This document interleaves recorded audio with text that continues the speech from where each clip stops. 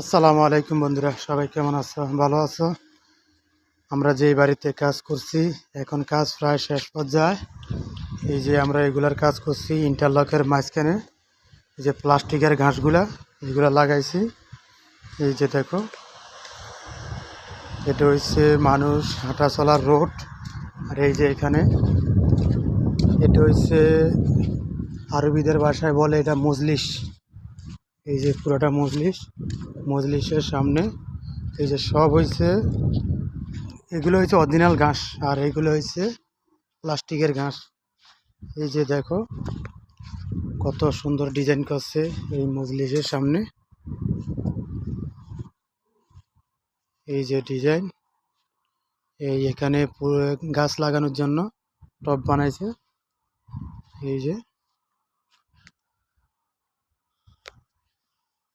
এই যে আরেকটা